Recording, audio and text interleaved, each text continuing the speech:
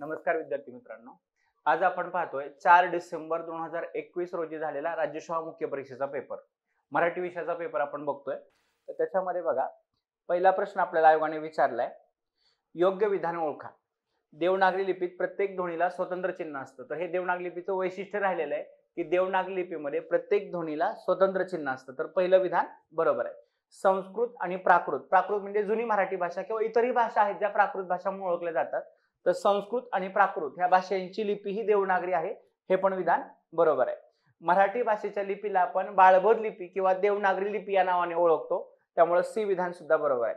आणि देवनागरी या लिपीत कोणतेही चिन्ह एकापेक्षा अधिक ध्वनी दाखवतात, तर हे विधान चूक आहे. देवनागरी लिपीचं वैशिष्ट्य हे राहिलेलं आहे की एका ध्वनीसाठी एक चिन्ह. देवनागरी लिपीमध्ये प्रत्येक ध्वनीसाठी स्वतंत्र चिन्ह आहे असं ए विधान सांगतंय आपल्याला.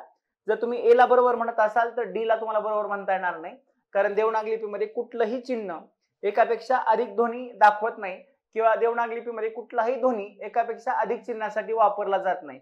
एक ध्वनी एक चिन्ह हे साधं सोपं समीकरण आपल्या देवनागरी लिपीचं आहे, म्हणून डी विधान चूक आहे. मग त्याचं उत्तर काय येईल तर ए बी सी बरोबर. पर्याय क्रमांक ए बी सी बरोबर. बघा, प्रश्न क्रमांक 1 आहे, उत्तर क्रमांक 3 आहे. प्रश्न क्रमांक 1 ए सेट मध्ये उत्तर बघायचंय, पर्याय क्रमांक 3. पुढे जाऊया. पुढचा प्रश्न आहे, अमृताहुनी गोड नाम तुझे देवा. अधोरेखित शब्दाला पर्यायी समानार्थी शब्द कोणता असा प्रश्न विचारलाय. तर अमृत या शब्दाला समानार्थी शब्द आहे सुधा. क्षीर, जीवन, पय हे दुधाला आणि पाण्याला समानार्थी शब्द आहेत. पय म्हणजे पाणी, क्षीर म्हणजे दूध, पाणी सुद्धा आहे त्याला समानार्थी शब्द, जीवन म्हणजे पाणी, आणि सुधा शब्दाला समानार्थी शब्द आहे अमृत. म्हणून प्रश्न क्रमांक 2 चं उत्तर येणार आहे पर्याय क्रमांक 4. आपण बघूया प्रश्न क्रमांक 2 उत्तर क्रमांक 4 आलाय का. प्रश्न क्रमांक 2 उत्तर क्रमांक 4 आलेला आहे. ए सेट मध्ये उत्तर बघायचंय. पुढच्या प्रश्नाकडे जातोय आपण. प्रश्न क्रमांक 3 आहे, पुण्यात्मके पापे स्वर्गा जाईजे. हे कोणत्या भाव्यप्रयोगाचे उदाहरण आहे. आता सरळ सरळ आयोगाने आपल्याला सांगितलंय की हा भाव्यप्रयोग आहे, आणि या भावेचं कुठलं, मग शक्य भावे, समापन भावे, पुराण भावे, अकर्तृक भावे असे 4 पर्याय दिलेले आहेत. तर भाव्यप्रयोगाचे मुख्य 3 प्रकार आहेत, सकर्मक भावे, अकर्मक भावे आणि भावकर्तृक भावे. त्यालाच आपण अकर्तृक भावे असं म्हणून ओळखतो. तर त्यातला दुसरा प्रकार आहे अकर्मक भावे, आणि या अकर्मक भावेचे 3 प्रकार आहेत, शक्य भावे, समापन भावे आणि पुराण भावे. त्यातील हा पुराण भावे आहे, कारण हा प्रयोग प्राचीन मराठीमधून मराठीमध्ये आलेला आहे, संस्कृतमधून मराठीमध्ये आलेला प्रयोग आहे हा, आणि याच्यामधले जे वाक्य आहे ते प्राचीन मराठीतलं आहे, पुराणातला आहे, म्हणून याला पुराण भावे असं म्हणतात. आता प्रश्न तुम्हाला हा पडू शकतो, जर आयोगाने पुण्यात्मके पापे स्वर्गा जाईजे हे कोणत्या प्रयोगाचे उदाहरण आहे असा प्रश्न विचारला असता आणि त्याला पुराण कर्मणी आणि पुराण भावे अशी दोन्ही पर्याय आले असते तर उत्तर काय द्यायचं असा प्रश्न आपल्याला पडू शकेल इथं. आता हे सध्या वाक्य पुराण भावेच आहे, पण पुराण कर्मणी आणि पुराण भावे ह्या दोघांमधला फरक कसा ओळखायचा. तर इथं बघा, पुण्यात्मके पापे स्वर्गा जाईजे या वाक्यातलं जाईजे हे क्रियापद आहे, आणि जा हा मूळ धातू आहे. तर हा जा मूळ धातू अकर्मक आहे, आणि अकर्मक क्रियापद जर प्रयोगामध्ये आलं तर त्याचा कर्मणी कधी होणार नाही. आणि पुराणचे 2च टाईप आहेत, पुराण कर्मणी आणि पुराण भावे. तर जाईजे क्रियापद अकर्मक असल्याने याचा पुराण कर्मणी कदापि होणार नाही, म्हणून हा आहे पुराण भावे. प्रश्न क्रमांक 3 आहे, उत्तर क्रमांक सुद्धा 3 आहे. बघूया आपण प्रश्न क्रमांक 3 चं उत्तर पर्याय क्रमांक 3 आलंय का. अगदी बरोबर आहे उत्तर. पुढे जाऊया प्रश्न क्रमांक 4 कडे. काय सांगितलंय, खालील होकारार्थी वाक्याचे नकारार्थी वाक्य करा. या लोकांचे अज्ञान पाहून मला दुःख होते असा प्रश्न विचारलेला आहे. तर याचं आपल्याला नकारार्थी रूपांतर करायचंय. होकारार्थी वाक्य आहे, तर या लोकांचे अज्ञान पाहून मला आनंद वाटत नाही, किंवा या लोकांचे अज्ञान पाहून मला सुख होत नाही, मला दुःख होतं असं आपण म्हणू शकतो. आता आपण पर्यायाकडे बघूया. या लोकांचे अज्ञान पाहून मला सुख होत नाही हे विधान बरोबर आहे. या लोकांचे अज्ञान पाहून मला दुःख होतेच असं नाही, म्हणजे कधी होतं तर कधी नाही, तर असं नाही, दुःख हमखास होणार आहे. त्याच्यामुळं 2 नंबरचं उत्तर येणार नाही. या लोकांचे अज्ञान पाहून मला आनंद वाटत नाही म्हणजेच मला दुःख होते, हेही उत्तर बरोबर आहे. या अज्ञानी लोकांना पाहिल्यावर मला दुःख होते हे वाक्य नकारार्थी नाही, आपल्याला नकारार्थी करायचंय. आयोगाने दिलेली सूचना पाळायची, आपल्याला होकारार्थी वाक्याचं नकारार्थी करायचंय. वाक्य रूपांतरामध्ये एक महत्वाचा मुद्दा लक्षात ठेवा, वाक्य रूपांतर आयोगाच्या सूचनेप्रमाणे करायचं असतं, पण याच्यामध्ये एक अट असते. ती अट अशी आहे काही झालं तरी वाक्याचा अर्थ बदलू द्यायचा नसतो आणि ही अट आपण गृहीत धरून वाक्य रूपांतर करायचं असतं.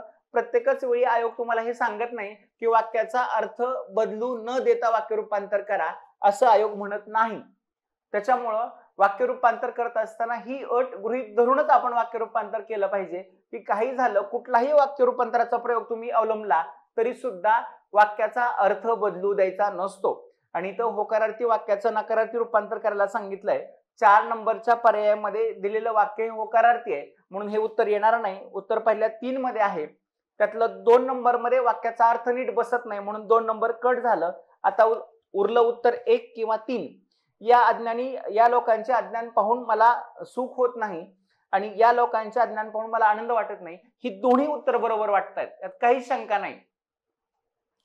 आणि मग आता याचं उत्तर 1 किंवा 3 यायला पाहिजे किंवा मग आयोगाने हा प्रश्न रद्द करणं गरजेचं आहे, कारण एकाच प्रश्नाची 2 उत्तर आली तर आयोग प्रश्न रद्द करतं. आपण बघूया प्रश्न क्रमांक 4 मध्ये ह्या प्रश्नाचं उत्तर रद्द केलंय का आयोगाने, का 1 किंवा 3 दिलेलं आहे. प्रश्न क्रमांक 4.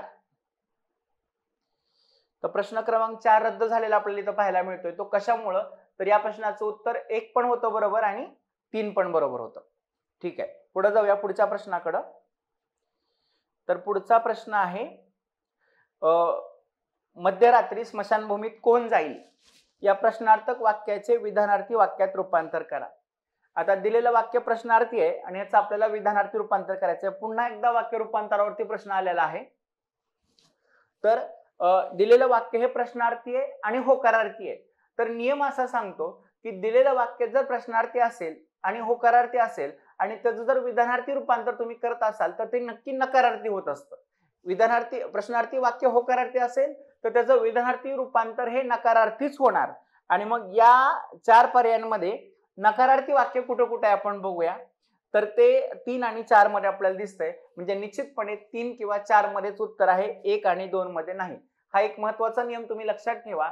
विधानार्थी वाक्य होकारार्थी असेल तर त्याचं प्रश्नार्थी रूपांतर हे नेहमी नकारार्थी होत असतं आणि प्रश्नार्थी वाक्य जर होकारार्थी असेल तर त्याचं विधानार्थी रूपांतर हे नकारार्थी होत असतं. आता सध्या आपल्याला आयोगाने दिलेलं वाक्य हे प्रश्नार्थी आणि होकारार्थी आहे, तर ह्याचं विधानार्थी रूपांतर हे नकारार्थीच होणार आहे. प्रश्न क्रमांक 3 किंवा पर्याय क्रमांक 3 किंवा पर्याय क्रमांक 4 पैकी एक उत्तर आलं पाहिजे. तर मध्यरात्री स्मशानभूमीत कोण जाईल याचा अर्थ असा होतो की मध्यरात्री स्मशानभूमीत कोणीही जाणार नाही आणि म्हणून प्रश्न क्रमांक 5 उत्तर पर्याय क्रमांक 4 यायला पाहिजे. मध्यरात्री स्मशानभूमीत कोणीही जाणार नाही किंवा कोणी जाणार नाही. बघूया आपण 5चं उत्तर 4 आलंय का. बाकीचे पर्याय वाचायची पण गरज नाही पडली आपल्याला. प्रश्न क्रमांक 5 उत्तर क्रमांक 4. तर प्रश्न क्रमांक 5 आणि उत्तर क्रमांक 4 आलेला आहे. तर अशा प्रकारे प्रश्नांकडे बघण्याचा दृष्टिकोन आपण विकसित केला पाहिजे, जेणेकरून आयोगाच्या प्रश्नांची भीती आपल्याला वाटणार नाही. तर अशाच प्रकारची एक बॅच, एकूण 100 पेपर आपण या पद्धतीने, जसे आपण आता पाहिलं की पहिला, दुसरा, तिसरा, चौथा प्रश्न आपण सोडवून घेतला, अगदी तशाच प्रकारची एक बॅच आपण येत्या 21 एप्रिल पासून सुरू करतोय. 21 एप्रिल 2025 पासून सुरू करतोय. या बॅच मध्ये आपण एकूण आयोगाचे 100 पेपर 2011 पासून 2024 पर्यंत झालेले एकूण 100 पेपर वर्गामध्ये सोडवून घेणार आहोत. ही बॅच ऑफलाईन आणि ऑनलाईन दोन्ही स्वरूपामध्ये उपलब्ध असणार आहे. सकाळी 8 ते 10 या वेळेमध्ये राज्यसेवा मुख्य परीक्षा आणि गट ब मुख्य परीक्षा ह्या दोन्ही मुख्य परीक्षांना उपयोगी पडणारी अशी बॅच आहे. ही बॅच तुम्ही ऑफलाईनला येऊन करू शकता किंवा ऑनलाईन सुद्धा विकत घेऊ शकता अमोल पाटील या ऍपवरून. या बॅच बद्दल अधिक माहिती मिळवण्यासाठी खाली दिलेल्या नंबरवरती तुम्ही संपर्क करू शकता. धन्यवाद.